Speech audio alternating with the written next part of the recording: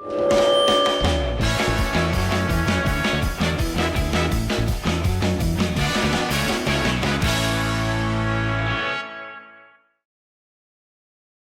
dia, tarde, noite, madrugada, pessoal, a depender da hora que você estiver assistindo. Eu sou o Selmo, como você sabe, estou aqui no Selmo Cast com o Lucas Velo.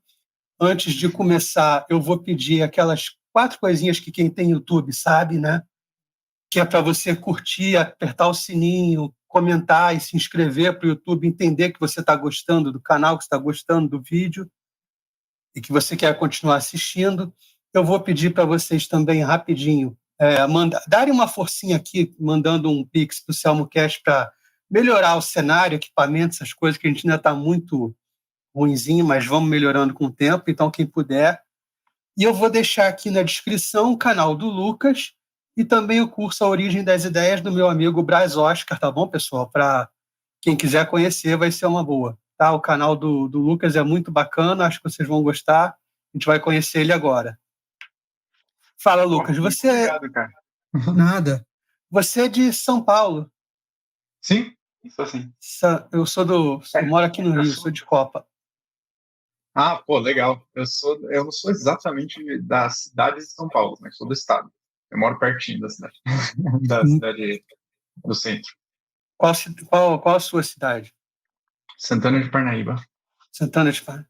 Hoje não foi muito movimentado, não, né, para você? Porque o Brasil inteiro hoje foi movimentado e tal.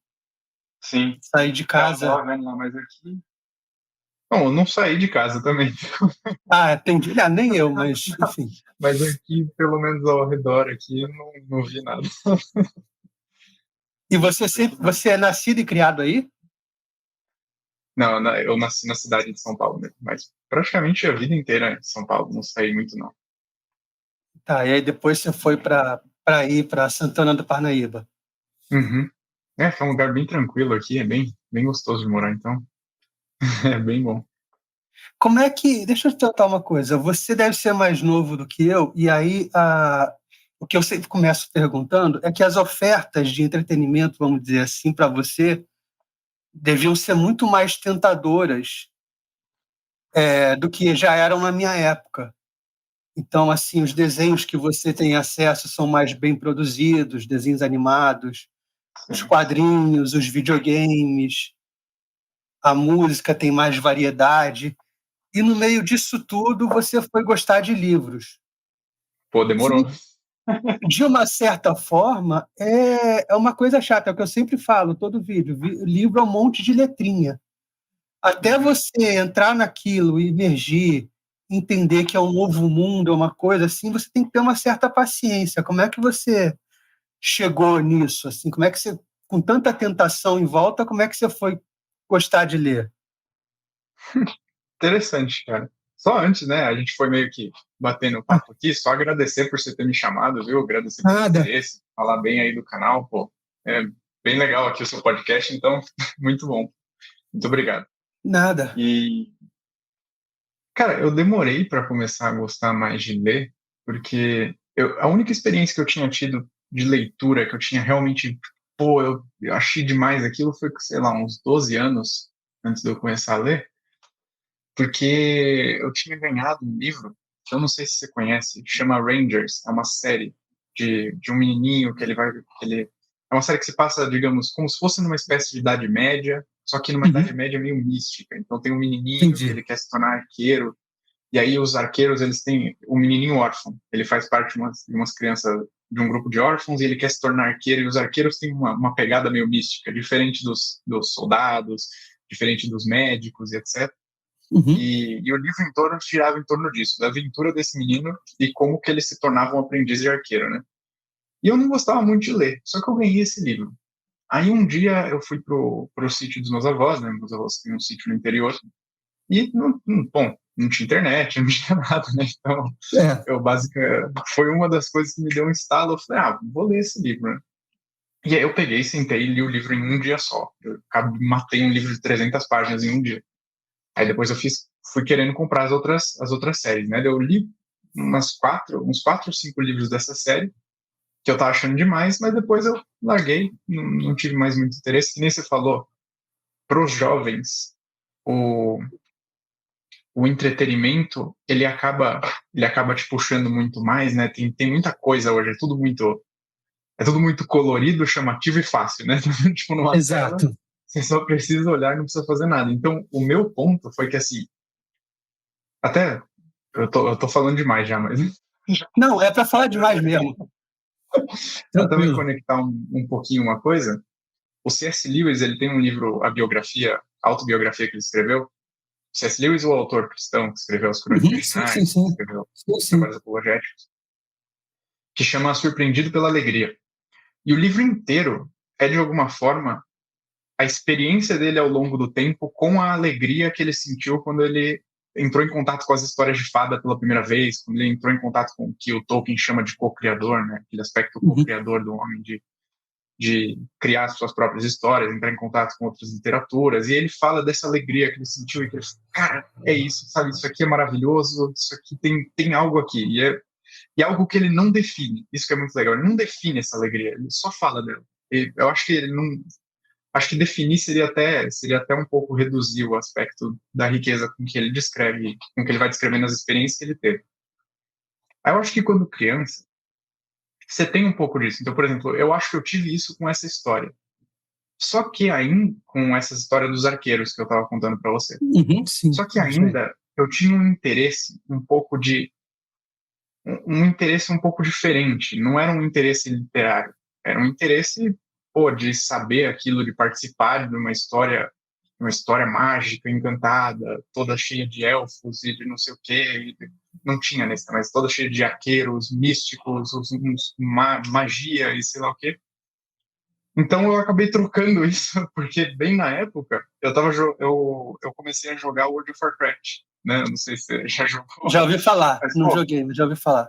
é um RPG com basicamente todas essas coisas. Então, como o meu interesse não era literário, mas era um interesse meio fantasioso, digamos assim, acho que é a melhor forma que eu consigo colocar agora, esse interesse literário ficou de lado. E eu troquei isso por um jogo no qual eu era o personagem mesmo, o qual satisfazia todos esses interesses de, cara, quero ser um bruxo, quero ser não sei o quê, quero mexer com as coisas aqui, olha, tem essa história, sabe? Você tem uma Ainda que é um participação jogo. mais ativa na história. Exato, exato. É, você tem o seu personagem e você é alguém naquele jogo, né? Você tem uma característica própria e uma personalidade própria do jogo mesmo. E aí isso acabou me pegando, né? Ainda que World of Warcraft é um jogo que tem mais história do que os outros. Assim, ele além de ter o aspecto jogável, ele tem por trás toda uma história, um enredo muito interessante. Então, isso acaba te prendendo bastante. Mas daí me afastou dos livros, infelizmente, né? Porque se o interesse não é um interesse Não é literário, você acaba literário. substituindo com uma outra coisa. É quase como substituir com filme, substituir com outras coisas, mas como meu interesse era mais fantasioso, substituir com o jogo e acabei envolvendo. Aí nessa espécie de mini Idade das Trevas, né? Não vi nada de literatura, nada, digamos assim. É, eu acabei voltando para ler em 2018.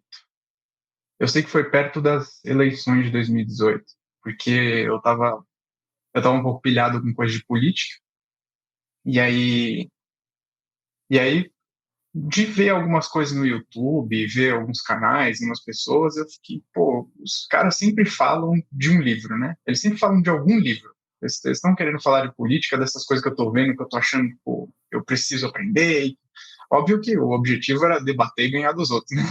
Aham. Mas, mas isso acabou me puxando, que eu falei, pô, eles sempre falam de um livro, então o livro deve ter umas coisas absurdas mesmo que eu preciso aprender, umas coisas muito, muito profundas.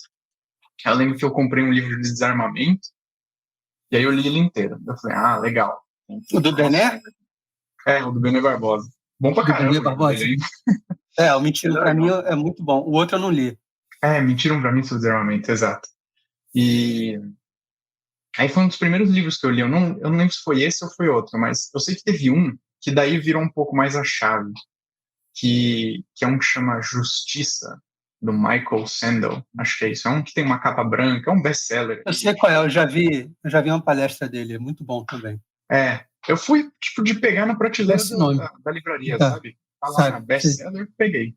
Então, O que foi interessante desse livro é que, assim, eu nem sei se ele é tão bom. Eu não li ele de novo. Faz 4 anos aí, 4, 5 anos que eu li, né? E eu não lembro ao certo se ele era bom, se o conteúdo estava certo, mas eu sei que ele falava de Kant, que ele falava de Aristóteles e que ele falava de Kant, Aristóteles e falava dos utilitaristas. E ele falava de questões éticas, falava de questões de como que a ética se conecta com o mercado de trabalho e coisas desse tipo.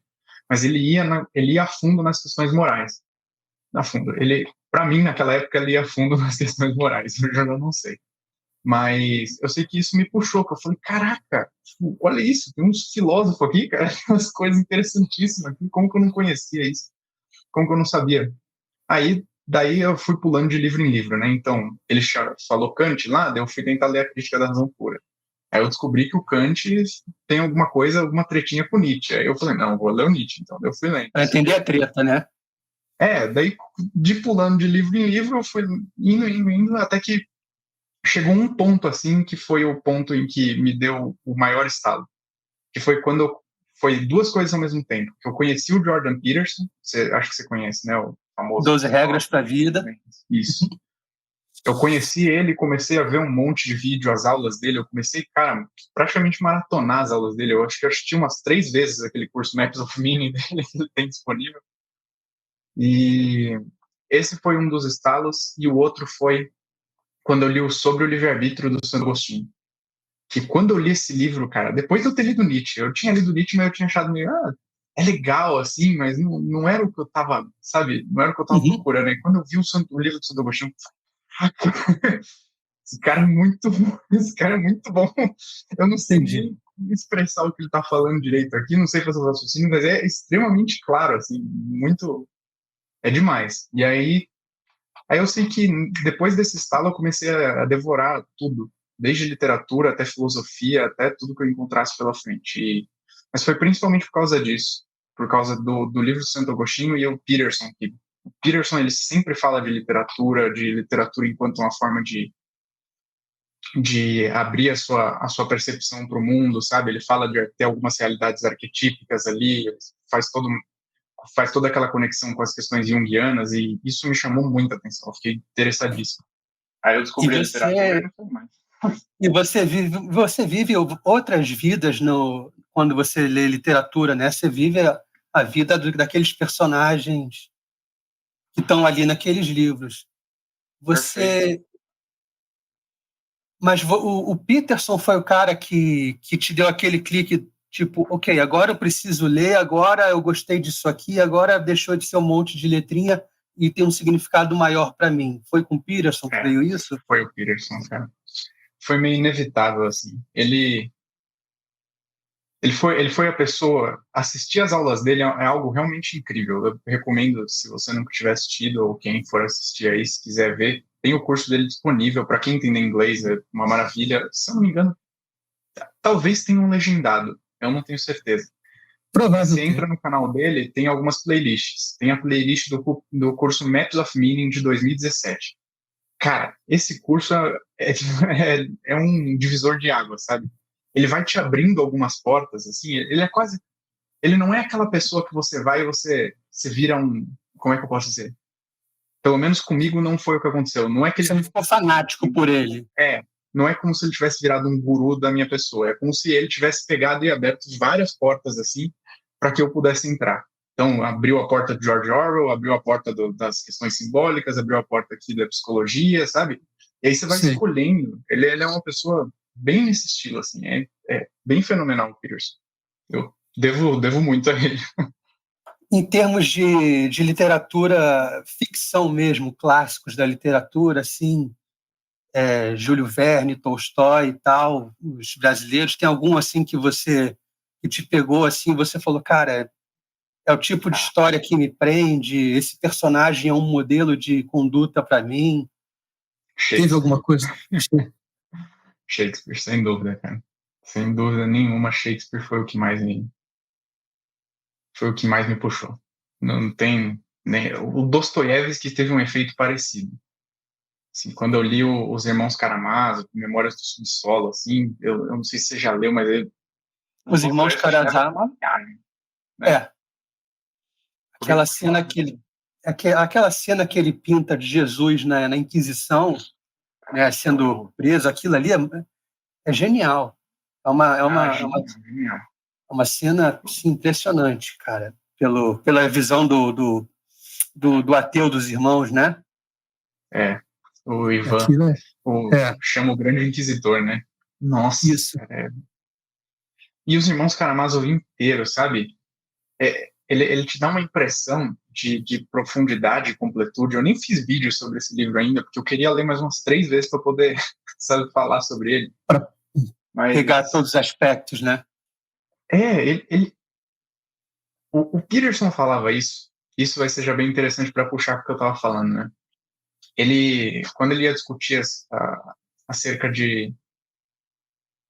Bom, do quão sofisticado uma arte pode ser, ele falava que os arquétipos eles tendem a se manifestar, mas eles tendem a se manifestar mais profundamente quanto mais profunda e mais sofisticada for a história. Então ele fala, não é que uma pessoa que ela não lê literatura, que ela não tem contato com nada que seja um pouco mais clássico, profundo, ela não vai ter experiência arquetípica. Ela vai, mas vai ser vai ser uma experiência arquetípica mais bruta e com coisas menos palatáveis, digamos assim. Então, por exemplo, ela vai assistir um jogo de futebol, vai ter um personagem aqui, um personagem ali, ela vai assistir uma luta, vai ter o bonzinho e o mal, vai ter o carinha que é mais amigável, o carinha que é mais sacana, não sei o que, ela vai conseguir pegar. Mas em algumas histórias ela vai aprofundando cada vez mais, e aí você entra até você chegar, por exemplo, digamos, o aspecto místico da Bíblia, né, que para o Peterson é o ápice do que o homem já produziu, mesmo retirando o sentido religioso ali presente, né? Se você pegar só como se fosse só uma literatura, para ele já é o bastante para você se colocar de joelhos frente ao que está escrito ali. E o Dostoiévski, ele faz isso de um jeito. Eu lembro que a sensação de quando eu estava lendo Os Irmãos Karamazov é que eu estava lendo umas 3 histórias ao mesmo tempo. Eu não sei se você teve essa sensação. Do Alyosha, do Ivan e do outro irmão. Só que é mais do que os personagens. É quase como se você estivesse lendo 3 enredos ao mesmo tempo. Eu tentei entender o que era isso que estava passando na minha cabeça, e como tinha um amigo meu que estava lendo também, a gente foi tendo algumas conversas. E a conclusão que eu cheguei, mais ou menos, é uma conclusão meio aberta, é que tem, de alguma forma, vários enredos acontecendo ao mesmo tempo. Porque você tem a história bruta, né, os próprios fatos que vão acontecendo, um seguido do outro, a sequencialidade de fatos ali, né? Então, o irmão faz uma coisa, o outro faz outra, o pai faz uma, ou a mulher lá faz outra, e eles vão seguindo. Você tem isso. E aí você tem, acima da história, você tem ainda a discussão do Ivan com o Alyosha. Eu tive uma impressão de que a discussão deles permeia a obra inteira, mas não só nas falas dos personagens, não só que, por exemplo, o mestre Zósimo fica falando lá pro Alyosha, não só nisso, mas que a discussão ela tá até nas ações dos personagens, porque a impressão que eu fiquei foi que o Ivan ele ganha a discussão falada, né? Ele fala o poema do Grande Inquisidor, ele é muito mais sofisticado argumentativamente, ele é muito mais retórico do que o Alyosha, mas o Alyosha ganha com a vida, sabe? Se pega ele, o Alyosha, pelas próprias ações dele, pelas próprias palavras não, mas pelas próprias ações, pelo próprio modo de ser dele, ele acaba pelo caminhar da vida, entendi. Porque o Ivan no final fica louco. E o Ivan se defronta completamente com a sombra dele ali no final, né? Com aquela espécie de dissonância que acontece com ele, aparece aquele diabinho no final que fica conversando com ele. Sim. Ou o próprio Smerdyakov, que era o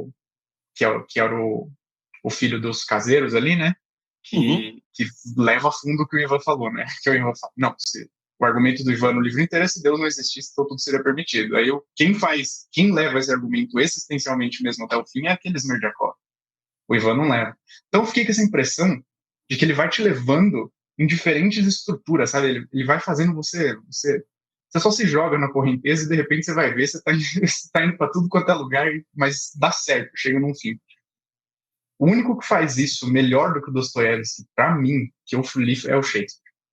Ele consegue fazer isso, cara, de um nível assim absurdamente é muito sofisticado. Eu não sei explicar o que acontece, mas as peças dele são completas. É quase como se...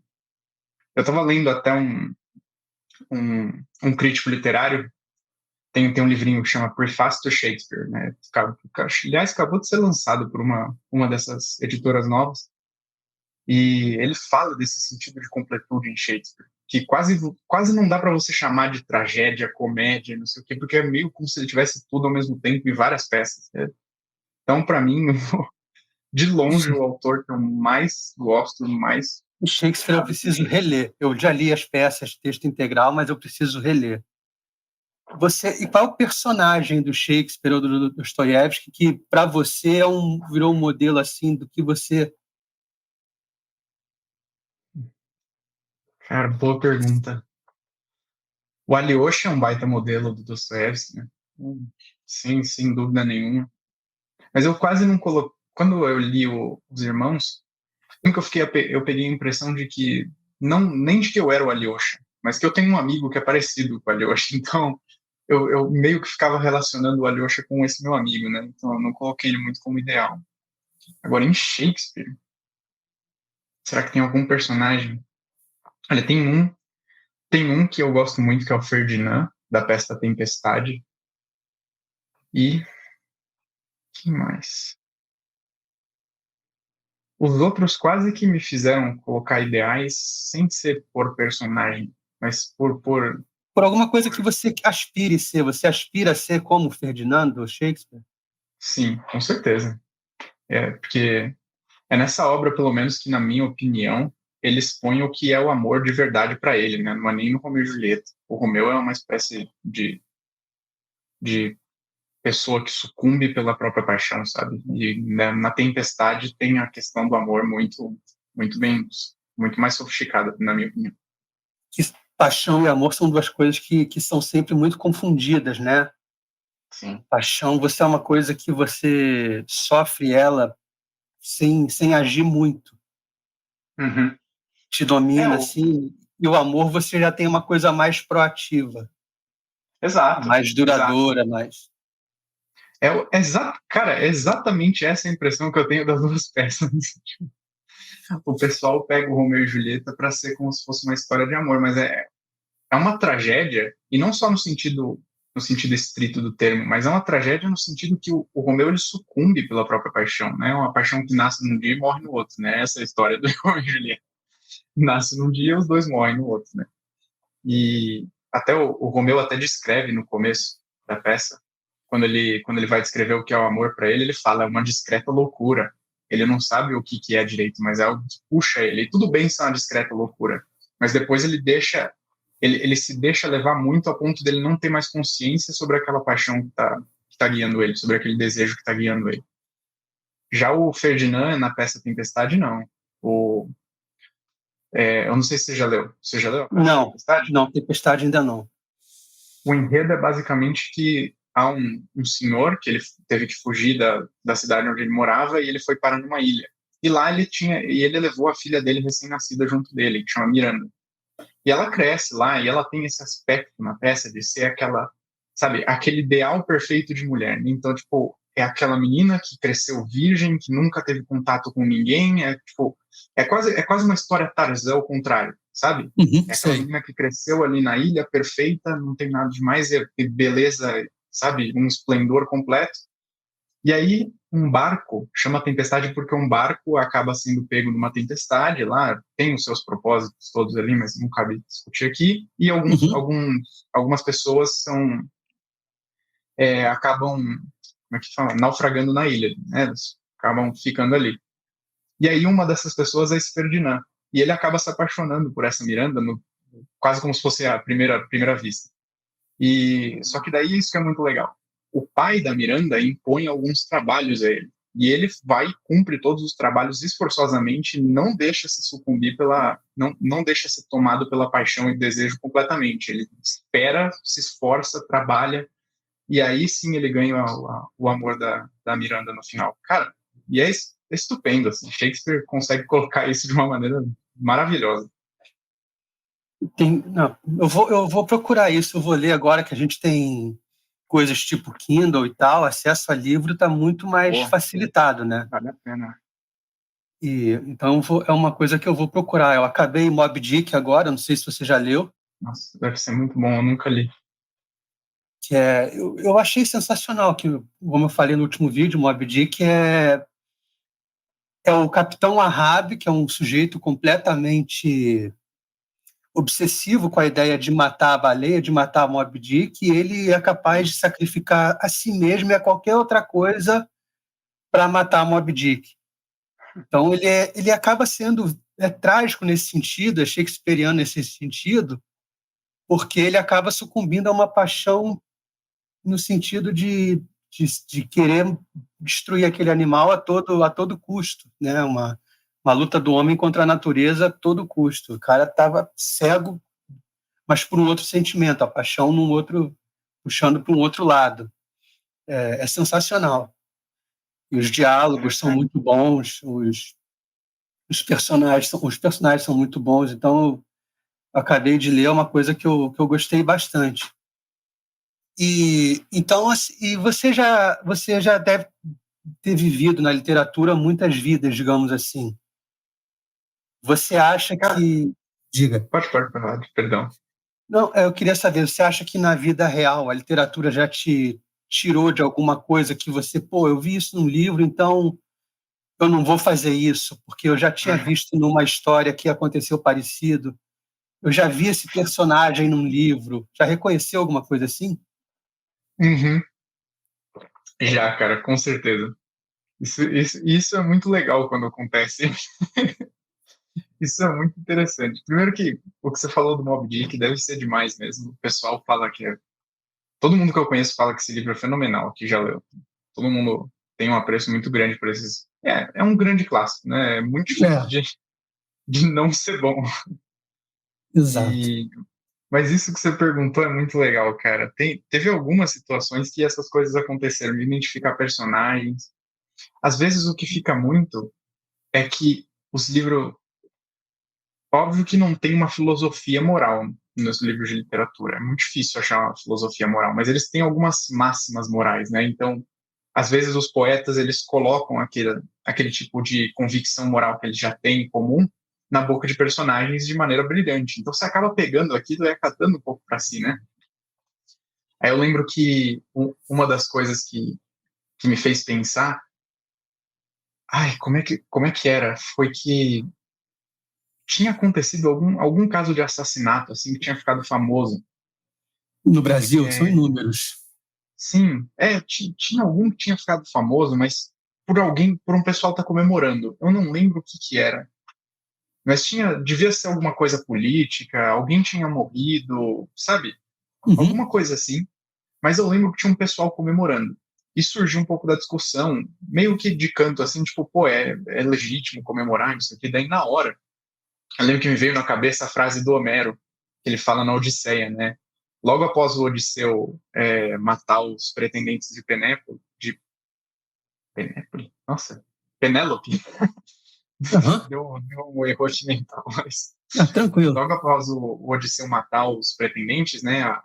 Uma das servas lá da casa, ela vira e fala, né? Ela começa a comemorar. E aí o Odisseu dá uma bronca, né? Ele fala: não, não, não. É impiedade mostrar alegria ante um corpo sem vida.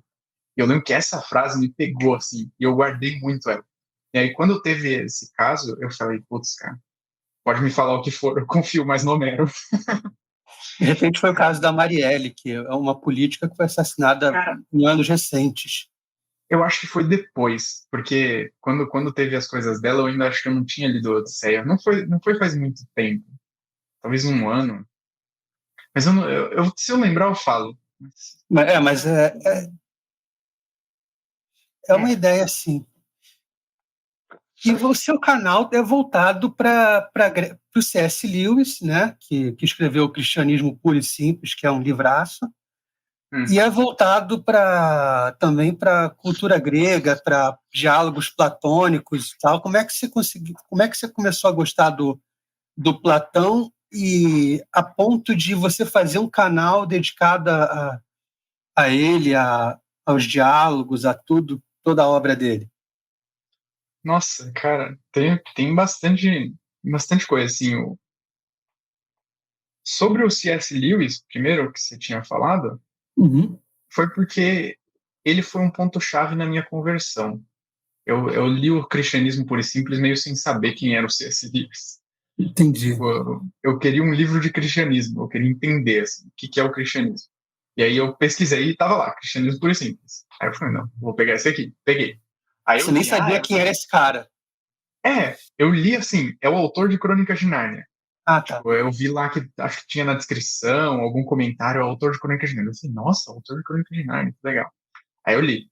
Aí, fenomenal, fantástico, né? Um dos melhores livros que eu já li de longe. E aí depois eu me apaixonei completamente por ele. Foi ponto-chave, porque depois que eu li o livro eu falei, tá, é isso que é ser cristão, é isso que eu sou, sabe? Eu entendi, me converti cristão aqui por causa dele. E bom, daí começou todo a história com o C.S. Lewis. Agora com o Platão, foi por causa do meu interesse nos estudos filosóficos mesmo. Eu já tinha. Ele tem alguns filósofos que eu não sei explicar o porquê ao certo, mas que eles me Uhum. chamam a atenção, eles me chamam o interesse só por existir, assim, só por estar lá, só a ideia deles estarem lá, eles me chamam a atenção. O Platão é um deles. Santo Agostinho é outro, tanto que eu já tinha me debruçado um pouco com a obra dele, já tinha visto algumas coisas, já li alguns livros dele mesmo antes de terminar Platão. E tem alguns caras que me chamam a atenção, assim, não sei, idealismo, os caras de idealismo alemão me chamam a atenção, Plotino me chama a atenção. Tem uns caras assim, pontuais, sabe, que às vezes me chamam mais atenção do que outros. E Platão foi assim com Platão. Eu já ia ler ele, por conta Uhum. de ter entrado em contato com aquela lista do Contra os Acadêmicos, sabe? Sei, sei, sei. Então ele já estava no plano da lista, então faz um tempo já que eu queria ler ele. Mas ele é alguém que eu tenho um interesse muito especial por. É quase o. Depois que eu li as obras mesmo, depois que eu comecei a ler, fiz essas lives com os meus amigos, aliás, para quem estiver assistindo, né, a gente faz lives de todos os diálogos platônicos, eu, o Aldrin e Marcelo, que são meus dois amigos que também têm canais no YouTube. E, e o Platão é quase o Shakespeare da filosofia para mim. Assim, ele é uma boa comparação. O que o Shakespeare é na literatura para mim, o Platão é para filosofia, porque depois que eu li, eu me apaixonei completamente, cara. Mesmo nível de Santo Agostinho. Eu acho que eu comecei a ler por conta da lista mesmo, por conta do que a gente foi falando. Essa lista E aí começa com acabei resolvendo Aristófanes, não é isso? Sim, sim, é a lista de literatura deles. Acho que começa com Aristófanes, aí depois você vai chega, tem um ponto que você chega no Platão. Uhum. A lista de literatura deles começa com Aristófanes. A lista de filosofia tem um ponto que chega em Platão. Ah, tá. Mas é alguém que eu já tinha. Alguém por quem eu tenho um interesse natural. Eu não sei explicar o porquê, mas assim, Platão e Santo Agostinho me chamam mais. Platão, Plotino e Santo Agostinho me chamam mais atenção que Aristóteles, que alguns outros filósofos, sei lá, São Tomás de Aquino, esses outros que o pessoal tende a gostar bastante. Não que eu despreze eles de maneira alguma, mas sabe, tem alguma coisa que brilha mais no Platão para mim. Eu sei como é que é. Platão, você olha para ele e você pensa, cara, é isso. É Tipo, um sentimento dá vontade assim. de aprender. Eu não sei o que eles têm, não sei como que eles fizeram isso comigo, não sei de onde surgiu, até seria interessante algum dia eu refletir um pouco mais sobre isso, por que eu tenho um interesse maior por eles, mas é meio De natural. repente Eu você já imaginava que eles tinha brilhassem mais. uma opinião igual, inconsciente, mas igual. E aí, quando viu, você identificou alguma coisa que você já pensava. Talvez seja isso. Talvez seja, cara. Eu não sei explicar o certo também, porque, por exemplo, eu estava lendo os comentários da metafísica do Tomás de Aquino, né, os comentários da metafísica de Aristóteles, e ele é fenomenal, cara, não tem nem palavras, não nem. É óbvio que eu sou completamente leigo para ficar julgando os caras assim, só da experiência pessoal mesmo, Não, mas é mas isso ele que é vale. fenomenal. O São Tomás de Aquino é incrível, também estava fazendo um trabalho aqui de pesquisa, ele também está incluso. É um autor sensacional, além de ser um santo, sabe, Uhum. maravilhoso. Mas eu não sei o que acontece, mas Santo Agostinho brilha mais para mim. Só o nome, a existência dele ali já brilha mais, já me chama mais atenção, eu já quero estudar mais, sabe? Você é da área de humanas? Pode-se dizer que sim. Eu não tenho muito isso, porque, bom, estrito senso, né? Formalmente, eu sou graduando de economia e de filosofia. Ah, tá. E então um pouco dos dois, assim, um pouco humanas, um pouco exatas, um pouco dos dois. Eu acho bacana quando alguém quando alguém que é mais, não é de humanas, aparece aqui e mostra que tem uma atividade literária, uma carga literária maior e tal. Uhum. Eu acho, eu acho bacana. Inclusive, eu tenho dois conhecidos, dois amigos que estão fazendo um canal chamado Anonymous Bookcast. Não sei se você já ouviu falar. Não, ainda não. Eles são uma é de exatas, acho que uma é de exatas e a outra é de biomédicas. Não, biomédicas não, ela é geóloga, desculpa. E eles estão fazendo um canal sobre a Ilíada. Então, cada vídeo que eles postam é um comentário sobre um canto da Ilíada deles, né? A percepção deles, como é que eles falam, como é que eles perceberam, eles contando a história da Ilíada, e depois eles vão partir para a Odisseia e tal. É uma Pô, coisa que eu legal estou pra achando caramba. muito, muito legal. E você que é Bacana. recém. É, eu achei. Principalmente para quem não tem muito tempo de estar lendo, de repente você ouve no caminho do trabalho alguma coisa, eu achei sensacional.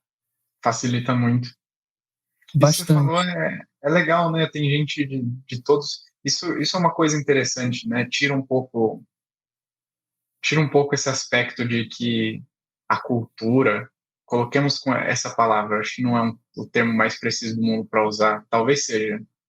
Eu lembro do Olavo falando uma vez de cultura no sentido que eu vou falar aqui, mas de que a cultura ela tem um sentido mais universal que não é focado para uma elite de ciências sociais, digamos assim, né? Exato, Não, exato. eu É tenho. esse o objetivo deles e o meu aqui também. Isso Exato. que. Você falou disso, eu até lembrei de um casal amigo meu, pô, tem um que faz odonto e a menina faz enfermagem. E eles gostam pra caramba de literatura, de filosofia, estudam pra caramba, mas, sabe, aparentemente, no aspecto prático da profissão, não tem nada a ver, né? Não, aparentemente, porque no final das contas a literatura ajuda na experiência do dia a dia. Sem dúvida. Sem falar o aspecto ético por trás também, né? Óbvio, você vai fazer enfermagem, você tá brincando, olha, preciso usar um termo completamente errado, mas está mexendo com a vida de pessoas, né? Então, Às não é vezes está brincando, né? Depende da sua índole.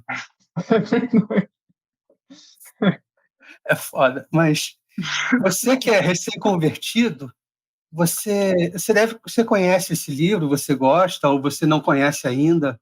Conheço, já li. Sim, sim. Imitação de Cristo. É muito bom. Sabe, falando de Santo Agostinho, eu acho esse é de, mas ele não é bem um livro para você ler, ele é mais meditativo, É. né? Eu Mas fiz o é, erro de ler de cabo a rabo de uma vez. é o mesmo que eu. Depois um outro cara falou, não, mas isso aí é mais meditativo. Ah, tá, é verdade. É, exato. Eu fiz a mesma coisa que você, fiz a mesma besteira. Então, assim, mas engraçado que, apesar de eu ser católico desde criança e tal, eu tive contato com esse livro há pouquíssimo tempo. Minha mãe é presbiteriana, ela me perguntou desse livro, eu falei, não, mãe, não conheço. Aí a gente comprou, leu e gostou muito. Aqui em casa a gente gostou muito disso, então eu sempre pergunto quando alguém fala, eu sou convertido, eu sou católico protestante, eu mostro esse livro, eu pergunto. É um baita livro, né? É. Muito bom. É muito bonito mesmo. E então eu perguntei já da literatura na sua vida como te tirando de situações e de personagens que você reconheceu. Quando você olha para a política nossa, ou até fora do país, você reconhece discursos que você já viu em livros, você fala, pô, esse cara é picareta, porque no livro tal eu Nossa. já vi um discurso igual de um outro fulano, né? Eu já vi Então, alguma coisa. olha, Você eu, já- eu, eu tô, eu tô numa abstinência de ver coisa de política ultimamente. Literalmente, até meu pai. Ele assiste, fica assistindo, acompanhando coisa, né? Outro dia ele tava brincando na mesa que, pô, você vive na caverna, né? Porque eles falaram alguma coisa que tinha tido, acho, creio eu, um impacto grande social aí, político, que alguém tinha falado, nem lembro, não sei se foi o Bolsonaro, quem que falou alguma coisa, mas daí eu falei, pô, cara, não vi isso aí, não. Mas assim, uma coisa que aconteceu, que foi meio inevitável, é que eu não só me afastei de política, de ver a política assim, óbvio, usando a palavra política aqui no sentido senso comum que a gente tem hoje, né? Não a política de Aristóteles, não a política para Platão, a política fofoca diária. O noticiário, é. A fofoca diária de todo mundo, que é quem o Bolsonaro falou isso, o deputado tal falou isso, o governador retrucou. Tipo, isso é o que é política hoje em dia, né? Tipo, eu tô numa abstinência disso, não só porque eu quis no começo, mas porque depois foi ficando meio. Ah, cara, como que eu posso explicar para você? Repetitivo?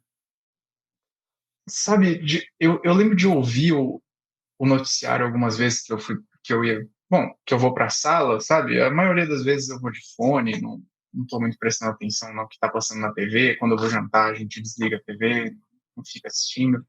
Uhum. Mas de escutar algumas coisas é muito vazio e vai deixando um pouco mal.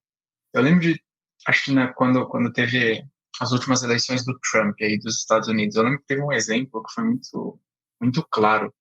Eu lembro que o jornalista falou alguma coisa, ele falou, tipo, ele mostrou as pessoas que estavam fazendo protesto pelo Trump antes de ter aquelas invasões do Capitólio lá, sabe, que teve, que Sei. lá foi grande, né? Ele mostrou, assim, as pessoas, e eu tava passando de relance na sala, daí eu peguei um copo d'água e apoiei na cadeira e fiquei olhando, assim, o que tava passando na TV. Aí ele falou, essas pessoas estão aqui, elas estão protestando porque elas acham que o Biden é socialista, mas ele não é. E aí cortava a reportagem. E aí, tipo, parou, começou outro assunto. Daí eu falei, cara, o cara acabou de acusar os outros de burro, tipo, cortou a reportagem. É tipo assim, eles estão achando uma coisa, mas não é, eles são burros, eu sou iluminado. E aí corta e vai. Sabe, essas corta e vai para outra coisa, sabe? Então, basicamente, ele chamou todas aquelas pessoas ali de ignorantes e ele não. Generalizou. Ele não explicou, não teve uma explicação posterior. Ah, tá, por que o Biden não é, então? Já que essas pessoas estão falando que é, tá uma posição que não é. E isso é uma das coisas que passa o tempo inteiro que me dá um pouco de agonia agora. Porque parece. Cara, vou usar as palavras do Sêneca, que vai ser melhor. São sons vazios e palavras inofensivas, miragens iguais às do sonho agitado, sabe? Tipo, é tudo vazio, é palavra sem pensamento, sabe? Sei. É tudo meio jogado ao ar. E aí isso vai dando uma agonia, cara. Não sei, eu escuto e eu fico. Não tem, sabe? Acho que eu fiquei digamos assim, não que isso seja um vício, mas eu fiquei mal acostumado, ou bem acostumado, não sei como colocar direito, de ler os livros. E aí, quando eu vou ouvir os caras falando, os livros têm uma substância por trás quando você tá vendo o que o cara tá falando, né? Você lê o Sêneca, que nem eu citei agora. Pô, tem uma baita substância por trás de cada palavra que ele diz. Minha professora, minha querida orientadora de pesquisa na faculdade, ela até estava para dar algumas dicas de escrita para gente, para mim, para o meu amigo. Ela até falou um negócio muito legal. Ela estava vendo um comentador de Machado de Assis que falou o seguinte, né? Pô, o Machado é tão fera. Se você tirar uma palavra do texto dele, o texto sangra, a frase sangra. Então, assim, esses autores que a gente vai lendo, eles dão essa. Cada palavra tem um significado muito forte, sabe? Não tem nada ali à toa e não tem nada ali que está querendo te enganar. O Platão não está querendo te enganar, o Shakespeare não está querendo te enganar. E aí, quando você vai ver, escutando esses noticiários, pelo menos essa é a impressão que eu tenho, é que 95% da palavra que os caras estão falando ali não tem algo por trás. Se você tirar 95% das palavras, não sangra. Sobra ainda tudo que os caras estão querendo dizer. Mas 95% das palavras estão lá ou para persuadir, ou para, sei lá, Acho que para persuadir é a única coisa, né? Ou para mentir, ou para colocar lá só Para para induzir mesmo, né? porque essa é a impressão que dá. São sons vazios e palavras inofensivas. Acho que o Sêneca é o que melhor dá a resposta para isso. Putz. Você falou do Olavo. E o Olavo é um cara que você passou não vou dizer seguir, porque você não é a gente não é adorador, né? Tipo, Uhum. mas você passou a gostar do que ele fala, do que ele pensa. A partir de que momento? O que aconteceu que você olhou para ele e falou: esse cara está enxergando coisas que ninguém tinha coragem de falar antes, ou ele me abriu os olhos. Como é que foi isso? Cara, é engraçado que diretamente, assim, eu assisti a aula do Olavo ou eu ler o livro do Olavo. Não tem muito, sabe? Ele não teve um impacto muito grande sobre mim. Eu já compreendi, eu já fui capaz de compreender até que medida o impacto indireto que foi gigante. Isso é inegável, assim, mas o impacto direto não teve muito. Porque até eu conheci mesmo ele depois do que eu te falei de conhecer o Peterson. Então, quem teve um Entendi. impacto muito grande para mim mesmo foi o Jordan Peterson. Tá. De longe, eu assisti todas as aulas dele, um monte de vezes, li os livros. Então, ele foi o que teve um impacto muito grande. O Olavo entrou depois, sabe? Foi mais por um interesse, assim, de conhecer ele direto. Eu comecei a assistir alguns vídeos, algumas aulas que tinham dele, eu achei bem legais várias das coisas que ele estava falando, né? Então, por exemplo, mas principalmente as coisas relacionadas com literatura e com filosofia. Então, algumas aulas que ele dava de simbólica, cara, que fenomenal aquilo. Ele falando sobre os mitos, falando sobre Platão, ou até eu fiz as primeiras 10 aulas do COF e depois eu larguei. Eu acabei não conseguindo acompanhar a faculdade, muita coisa. Eu falei, não, se algum dia eu for fazer, eu vou voltar direito, vou fazer completinho. Uhum. Mas ele é fenomenal. Eu gostei bastante dele nesse tipo de coisa. E aí ele é muito bom. Esse aspecto filosófico das primeiras aulas. Aliás, uma das coisas que eu gostei muito, que foi muito interessante, foi que nas primeiras aulas do COF, cara, 80% do que ele passa são coisas que o Jordan Peterson passa nas aulas dele. Então, sabe, a questão do mapa da ignorância, a questão do se colocar um ideal, né, como é que é, o exercício do necrológico, eu acho que tinha esse nome, né, e várias das outras coisas de o método filosófico ser uma relação entre a experiência real concreta e particular e o ideal universal que te guia, todas essas coisas eu já tinha visto no Peterson. Então eu falei, cara, o velho é bom pra caramba, eu tô gostando muito, que é a mesma coisa, né? Só que óbvio de uma perspectiva diferente. Mas diretamente ele não teve um impacto tão grande, eu só fui conhecer ele depois. Essas coisas que eu tô te falando de aulas que eu fiz dele, é tudo bem recente, não foi direto. Mas indiretamente é inegável a influência que ele teve, porque até com as questões políticas, né? Pô, o Benê Barbosa foi por causa dele. O, É. até o, eu assistia, acho que em 2016, quando eu comecei a me interessar pelas coisas, o Nando Moura, que um amigo meu tinha mandado um vídeo engraçado dele.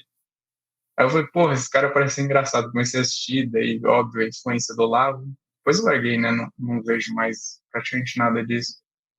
Mas, mas os livros que eu leio, né? As editoras, querendo ou não, metade dos livros da Vide, de editoras Estão aí por influência acabam dele, vindo por né? causa dele, realizações, né?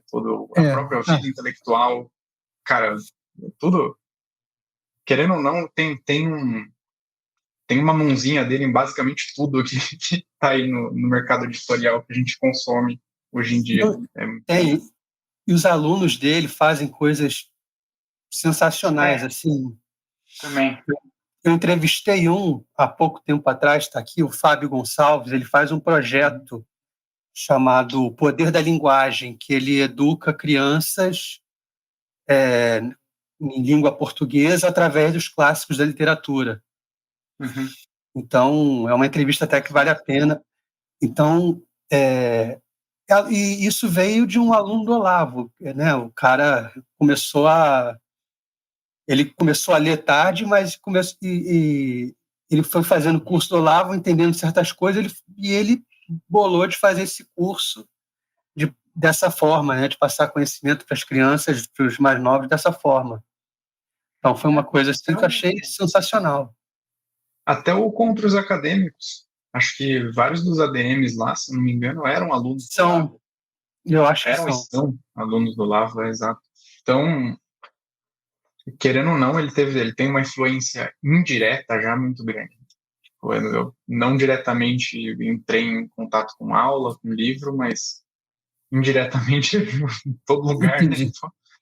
Então, tem a vida intelectual, tem o prefácio dele. Do Sertilanges, né? Exato. Nos dias de hoje, como é que você consegue estimular a leitura em alguém? Como é que você acha que isso pode ser feito? Já que, como a gente falou lá no começo, as tentações são tão grandes, né? As paixões do videogame, do desenho, do quadrinho, tudo. E para quem não chegou no livro ainda, ele é muito chato, né? Então, como é que você sugere, o que você acha que vai levar uma criança para um livro? Putz. Eu acho que assim, vou puxar algumas coisas que eu já vi. Primeiro, tem um aspecto um pouco da obrigatoriedade de ler alguns livros, né? Por exemplo, na escola, no próprio currículo educacional, eles te obrigam a ler alguns livros. E, a princípio, isso é ruim, porque a gente sabe que a escola, na sua grande maioria, né? É óbvio que existem professores que são exceções, faz isso de uma forma ruim. Tanto que se você for perguntar para qualquer pessoa aí, pelo menos todos os amigos que eu conheço falam que odiaram as leituras de escola que tiveram que fazer. Exato. Mas eu li uma coisa no C.S. Lewis que me fez ter uma visão um pouco diferente sobre isso. Foi interessante. Que ele estava falando, óbvio que não sobre o sistema educacional brasileiro. Não tem como. Não tem como. Passado, o cara aprendia latim e grego com o professor na casa do professor, sabe? Então é outra realidade, mas o elemento de obrigatoriedade de ler, ele estava falando que tem uma coisa que é interessante, que ele estava fazendo uma distinção entre dois tipos de prova. Você pode dar uma prova para o aluno para ele falar sobre coisas objetivas do livro, ou você pode dar uma prova para ele falar, o que você acha? Fala aí alguma coisa que você se interessou pelo livro, não sei o quê. Ele falou, pô, quando você dá essa outra prova, ele estava fazendo uma crítica a esse sistema educacional aplicado lá em alguma escola que ele tinha visto. E aí ele estava falando, quando você faz isso, você garante que o aluno, você praticamente garante que o aluno não vai ler, que o menino não vai ler. Ele não vai precisar, né? E provavelmente você não vai gerar o interesse nele, vai ser algo que vai ser muito vago. Você vai lá apresentar para ele, as coisas aqui, não sei o quê. Ele não vai se sentir muito puxado. Agora, no outro caso de ele ser obrigado a ler o livro porque você vai fazer algumas questões objetivas de quem fez isso, como isso ocorreu, como isso se deu, você ao menos tem a chance de que pelo menos 1 a cada 5 alunos tenham lido o livro e talvez, por ser obrigatório, sem querer eles leram e começaram a se interessar. Né? Então, ele não era algo que ele se interessava, mas ele começou a ler, daí, calma aí, esse negócio é bom, né? Podia despertar. Então, assim, esse é um jeito que me remeteu, você perguntou isso, me remeteu a isso que eu tinha lido no Lewis. Agora, como despertar o interesse nas pessoas é difícil, né? Porque é meio que a questão da educação inteira. Eu não sei se eu tenho uma resposta para isso. O que eu faço e que as pessoas vêm falar que pô, comecei a ler por sua causa ou coisas assim, eu faço os vídeos, falo algumas coisas, ou pessoas mais próximas também que vão conversando. Eu só falo do jeito que eu gosto das coisas. Eu não tenho nenhuma pretensão. Eu só saio falando. Eu não tento convencer a pessoa de que isso daqui vai ser 1 milhão de vezes melhor para sua vida. É quase por exemplo. sabe? Você tenta... Tipo, pô, você tá indo... Inevitavelmente você vai entrar numa conversa, digamos, uma coisa que eu já vi ocorrer. Você vai falar alguma coisa com seus amigos e não é no sentido pedante aqui, sabe? Não é que você quer se mostrar. Mas você vai falar e parece que eles não vão muito na chave. E aí você já leu aquilo em algum lugar. Você fala, pô, o Shakespeare falou disso de um jeito maravilhoso. Aí você vai e fala como o Shakespeare falou. Isso inevitavelmente acaba criando um ganchinho, né? Uma curiosidade. É que nem eu tinha dito como eu comecei a me interessar. Sabe, eu vi os caras falando de política, mas eles falavam assim, porque no livro tal tem isso. Daí eles explicavam alguma coisa de maneira sofisticada, assim, tipo, não era igual meus amigos, por exemplo, era falando com base, com fundamento. E aí você fala, pô, isso aí que o cara tá falando tá ali, então eu vou ler aquilo. É mais ou menos nesse sentido. Entendi. Mais ou menos. Pelo exemplo. Acho que você acha que a família também tem uma influência grande, né? Com certeza. Seus pais são bons leitores? São sim. Meus pais, a gente tem uma boa biblioteca aqui. E antes mesmo de eu começar a colecionar os livros que são mais meus, já tinham vários deles. Então, nesse sentido, foi até que bom. Sim, com certeza. Quando você teve o estalo de vou começar a ler, seus pais já tinham muito do que você queria buscar? É. Os livros de Nietzsche, por exemplo, meus pais já tinham todos aqui. Então, foi só eu pegar na prateleira, começar a dar uma lida. Foi isso. Isso ajuda bastante. E sempre rolou um incentivo familiar para ler. Meu pai, ele sempre brincava com isso, né? Você não pode ganhar presente nenhum. Tipo, perdão, não, assim, você não vai pedir presente fora da data, né? Você pode pedir algumas coisas e tal, mas o que você pode sempre pedir é livro. Se você quiser, qualquer hora você pedir alguma coisa, você pede um livro. Aí você pode. Fora de data, certeza. Não que eles... Eu falei de um jeito que pegou mal, né? Não, mas... Normal. Mas seus... Não, só que tipo, o livro era a única coisa liberada. E hoje seus pais devem estar no seu canal, acho que eles gostaram da ideia, ficaram felizes tal, de ver até onde você progrediu, né, com a sua leitura, com o seu interesse pela literatura grega e pelo C.S. Lewis, por tudo. Acho que eles devem ter gostado bastante. Sim, minha mãe adora. Ela vive falando, não deixe de gravar um vídeo, não deixe de fazer. Vai lá e faz. Cara, isso é a melhor coisa, é melhor. É difícil, vou. Acho que ela vai gostar de ver você aqui também no coisa, Com no certeza. cast. Então... Com certeza. Eu vou passar para eles, com certeza. Mas eles gostam. E tem um impacto grande, sim, né? Pô. É que nem eu falei, é meio por imitação. Você vai vendo da onde vem a autoridade, digamos assim, você tende a seguir. Você tende a autoridade do bem, sabe? Você vê, pô, isso aqui é fundamentado, isso aqui é bom. A pessoa ali, ela fala disso de uma maneira animada, doce. Assim. Pô, deve ter alguma coisa aí, realmente. A minha vida literária veio muito pelo exemplo também, porque eu sempre via meu pai e meu irmão lendo. Então, eu comecei com o Gibi da Mônica, né? Eu tinha 7 anos, sei lá, 8. Começava a ler, mas depois eu fui evoluindo um pouco para os livros e tal, na adolescência. E sempre... E eu ganhava muito livro de presente, cara. Impressionante. Foi isso, é bom. Mas ganhei muito Machado, Júlio Verne, da Círculo do Livro, era sensacional, eu adorava Júlio Verne. Uhum. Dizem que sei se você... eu não li ele ainda. O Júlio Verne é muito legal. Tem umas coisas que me irritam um pouco, tipo, nas 20 Mil Léguas ele passa várias páginas falando dos peixes. Ele fala classificação, gênero, espécie. Eu, tipo, cara, eu não tô afim de ler isso. É que nem no Moby Dick, o cara é estudioso de baleia, de 1850. Aí o cara começa a falar da anatomia da baleia. Tá, cara, mas... E aí, vamos para ação, por favor? Sim, eu entendo. Para quem leu, às vezes... do Tolkien, né? O cara vai Tem essa piadinha com o Tolkien, que ele vai descrever a grama, ele passa 10 parágrafos só descrevendo a grama. O pessoal fala isso do Tolkien. Tem autores que se perdem assim. E um que é muito assim, que eu estou lendo agora, é o Marcel Proust. Sei. Em Busca do Tempo. Isso. Então eu estou lendo isso, mas, cara, tem horas que eu falo, tá bom, cara, eu já entendi o seu ponto aqui, vamos avançar um pouco? E o Marcel são 7 livros, né? Então é complicado. Cara, às vezes acontecia um pouco disso na Ilíada. Você já leu ele? Você já leu a Ilíada? Já. Pô, é meio inevitável. Você tá lendo lá querendo.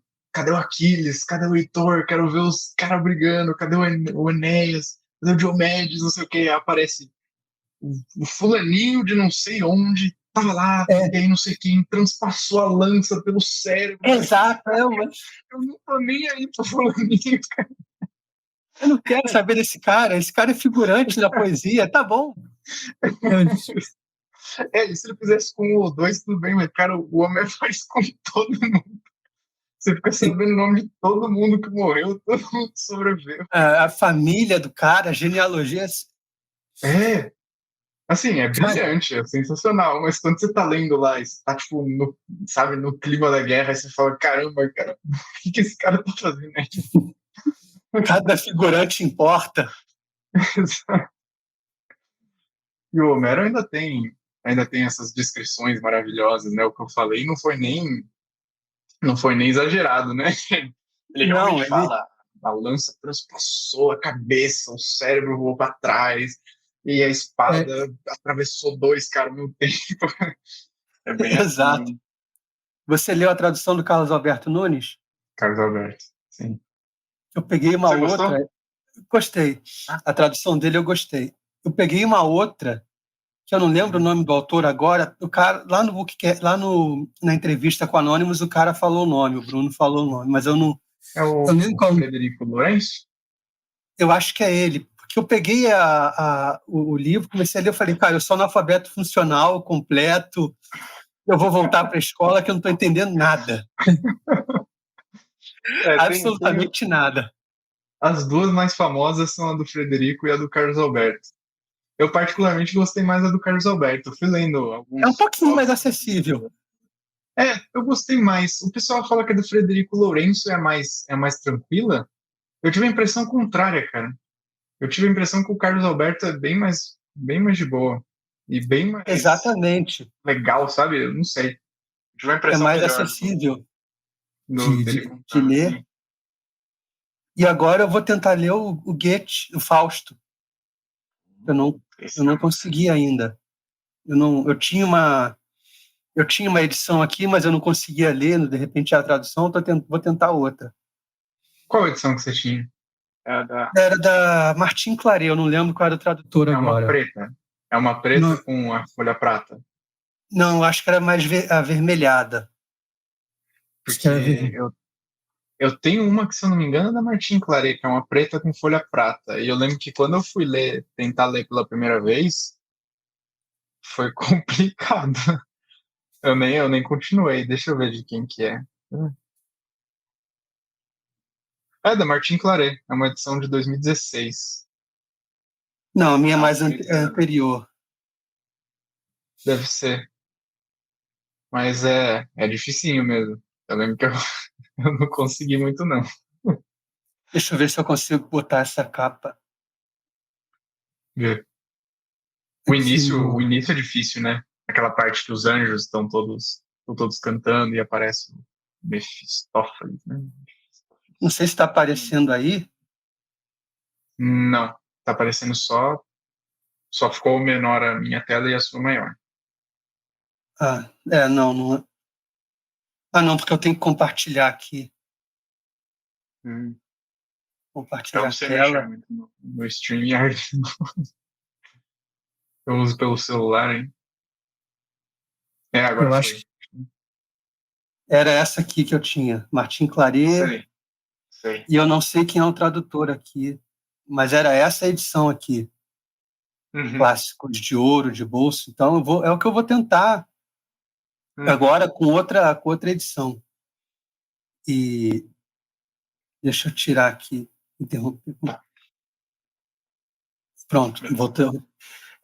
Então era essa. Mas, cara, obrigado pela sua participação demais. Eu que agradeço, cara. Foi muito legal a conversa. Falei pra caramba, perdão. Não, mas a ideia é essa. Tipo, é falar pra caramba mesmo. A minha ideia é dar trabalho pros outros. Então, perfeito. Foi muito bom, cara. Gostei muito. E eu vou divulgar seu canal aqui. E agora você falou que faz live com 2 outras pessoas. Eu vou procurá-las também, chamar para ver se eles querem participar. Pô, com certeza. Pode chamar o Aldrin. Ele tem um canal que chama Canal do Aldrin. E o Marcelo, o canal dele chama Resenha Forense. O Marcelo, ele fala sobre direito e o Aldrin é bem focado em filosofia. Ele faz uma série de história da filosofia. Eles são bem legais, cara. São ótimos amigos meus. Então, eu vou chamar, né, porque eu quero trazer gente aqui. O meu objetivo aqui é muito simples, é mostrar que a literatura é uma coisa legal, enriquecedora para a sua vida, apesar de eu não ser tão grande leitor assim quanto parece, ainda tenho muitas dívidas nesse campo, principalmente na filosofia. Todo mundo.